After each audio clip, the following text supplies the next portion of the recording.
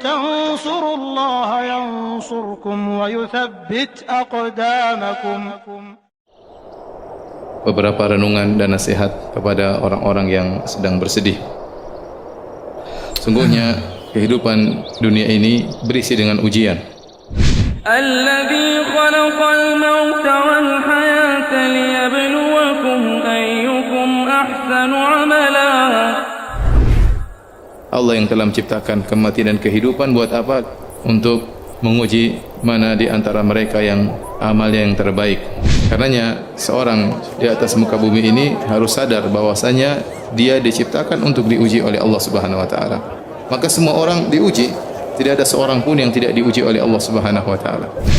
Dan kita tahu semua orang pernah bersedih atau sebagian mereka sedang bersedih.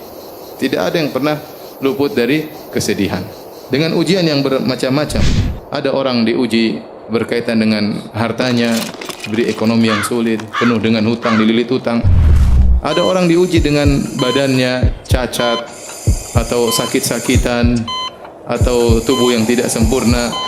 Dan demikianlah namanya ujian beraneka ragam menimpa satu dengan yang lainnya. Memang berbeda-beda, ada yang ujiannya sedikit dan ada ujiannya banyak. Tetapi semua orang diuji oleh Allah Subhanahu wa taala. Dan siapapun orangnya, mau kaya atau miskin pasti diuji ya.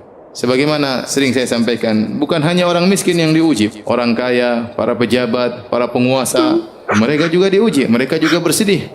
Betapa sering kita melihat foto seorang pejabat yang mungkin tersenyum dalam foto tersebut. Namun kita lihat senyumannya penuh dengan keterpaksaan. Di balik senyuman tersebut dia menyimpan banyak penderitaan. Oleh karenanya, siapapun orangnya di dunia ini pasti diuji, pasti diuji.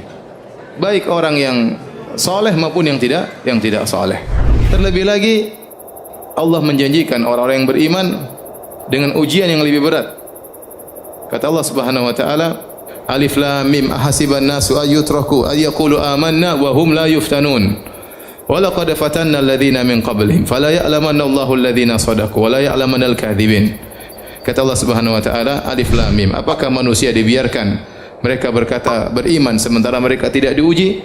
Sungguh kami telah menguji orang-orang sebelum mereka agar Allah tahu mana yang imannya benar dan mana yang imannya dusta. Apakah kalian menyangka kalian makan masuk surga sementara belum datang kepada kalian ujian yang pernah menimpa orang-orang sebelum kalian? Mereka ditimpa dengan penderitaan, dengan kesusahan, digoncang oleh Allah Subhanahu wa taala. Jadi orang yang beriman justru dijanjikan ujian oleh Allah Subhanahu wa taala.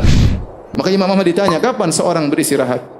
Kata Imam Ahmad rahimahullah, sampai dia menginjakkan kakinya di surga baru dia apa? Istirahat. Oleh karenanya kita harus sadar bahwasanya dunia ini isinya adalah ujian. Tansurullaha yansurkum wa yuthabbit aqdamakum.